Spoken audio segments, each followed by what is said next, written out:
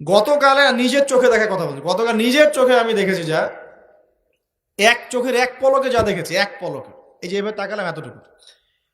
আমরা আসছিলাম ওই যে পূর্বাচল দিয়ে মাহফিলে যাব, আমরা চাঁদপুর যাব, ওদিক দিয়ে বের হয়ে কোন জায়গাতে চলে গেছে আমি মানে বলতে লজ্জা পাচ্ছি, কিন্তু আপনাদেরকে বলি কারণ আপনারা এই শহরেরই বাসিন্দা এবং এই শহরের ভবিষ্যৎ আপনার হাতে। এই ঢাকা সিটির ভবিষ্যৎ আপনাদের হাতে না? আচ্ছা, তো গাড়িতে বসে আমরা সাধারণত কি করি? বই পড়ি বা ফোনে কথা বলি বা পরিবারের খোঁজ খবর নেই। গাড়িতে বই পড়তে পড়তে চোখ লেগে যায় না অনেক সময়? তো চোখটাকে রেস্ট দেওয়ার জন্য জাস্ট একবার গ্লাসটা খুলে বাইরে তাকিয়েছি।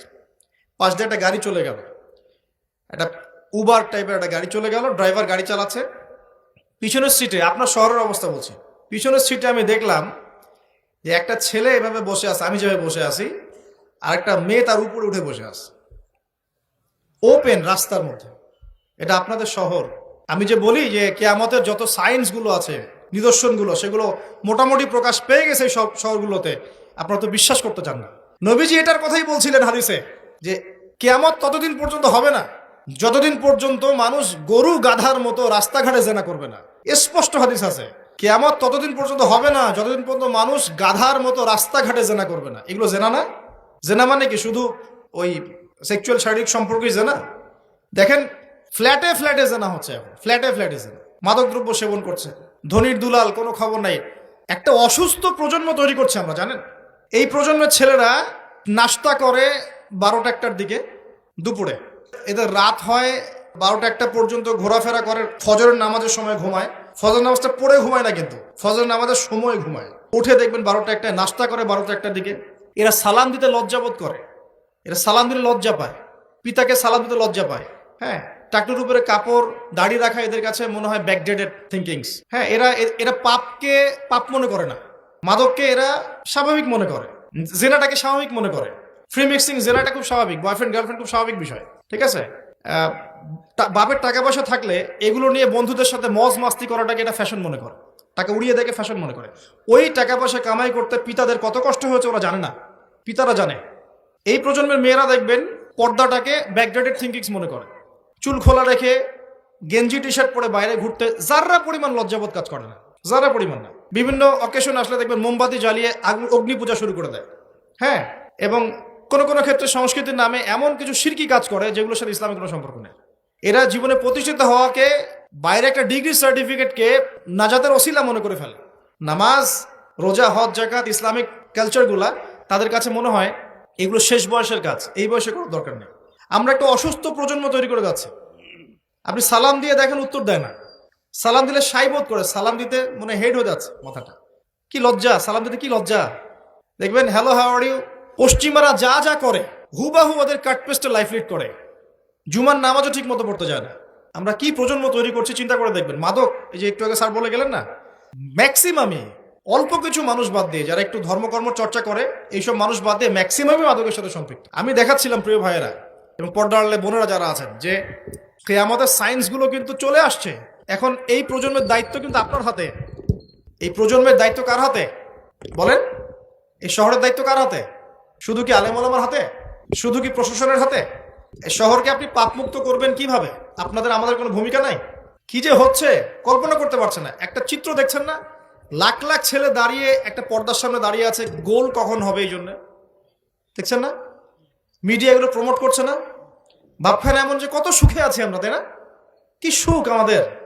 খেলা হচ্ছে, আমরা গোল গোল চিল্লাচ্ছি, খেলছে কোন টিম, সেই টিম আমাকেও চিনে না, আমার দেশের নামও জানে কিনা আল্লাহু আলাম।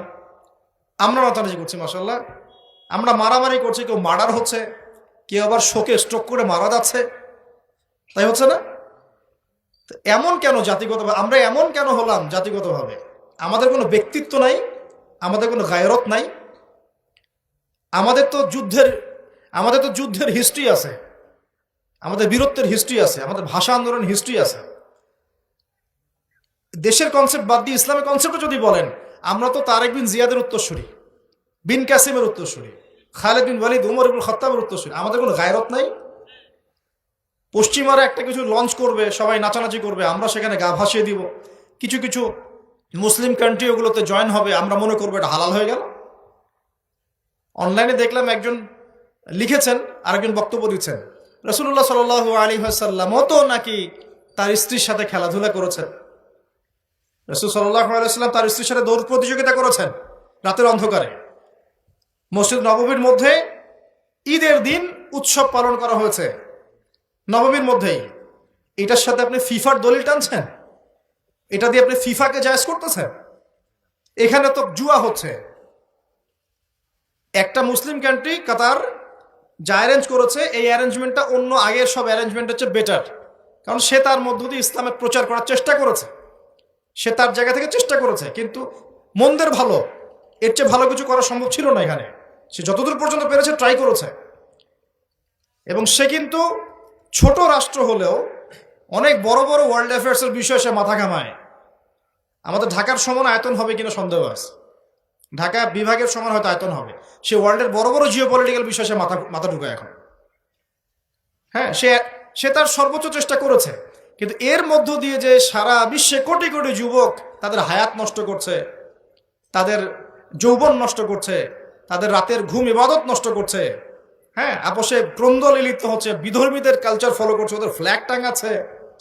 আমার দেশের মধ্যে, স্বাধীন সার্বভৌম রাষ্ট্রের মধ্যে অন্য একটা রাষ্ট্রের পতাকা তুলবো কেন? আমার গায়রত নাই? ওরা কি তাদের দেশে আমার পতাকা তোলে কিনা? আমাদের ব্যক্তিত্ব কোথায় চলে গেল? এগুলোকে আমরা টেকনিক্যালি আবার মিডিয়া দিয়ে জায়েজ করার চেষ্টা করছি, যে নবী সাল্লাল্লাহু আলাইহি ওয়াসাল্লাম তো দৌড় প্রতিযোগিতা করেছেন, হ্যাঁ, তারপরে মসজিদ নববীর মধ্যেও তো এরকম খেলাধুলা হয়েছে। এগুলো ছিল চিত্ত বিনোদনমূলক। যদি আমি একা একা সকালবেলা উঠে ফজরের নামাজের পরে এই মাঠটাকে 10 রাউন্ড দেই, এটা আমার জায়েজ না? না জায়েজ। এই খেলাকে কেন্দ্র করে তো জুয়ার আসর বসাতে পারবেন না আপনি। এটাকে কেন্দ্র করে তো সমকামিতা প্রমোট করতে পারবেন না। এটাকে কেন্দ্র করে আপনি lakh lakh billion billion dollars খরচ করতে পারবেন না তো। অথচ আপনার পাশেই প্রতিবেশী রাষ্ট্র ইয়েমেন না খেয়ে মারা যায়। আমাদের পাশেই, মিডল ইস্টের পাশেই প্রতিবেশী রাষ্ট্র সিরিয়া, না খেয়ে শিশুরা মারা যাচ্ছে। প্রতিবেশী না খেয়ে থাকে, আমি পেট ভরে খাই, আমি মুমিন নাকি? প্রতিবেশী না খেয়ে থাকে আর আমি পেট ভরে খাই, আমি কি মুমিন নাকি? আর সারা বিশ্ব এই দিকে মানুষকে ফোকাস করে রেখেছে। বিশ্বের একটা অংশ এই দিকে ফোকাস করে রেখে তাদের এজেন্ডাগুলো ঠিকই বাস্তবায়ন করছে না। তো রমজান মাস আসে, দেখবেন রমজান মাস যখনই আসে দেখবেন যে নির্যাতন বেড়ে যায় উম্মার উপর।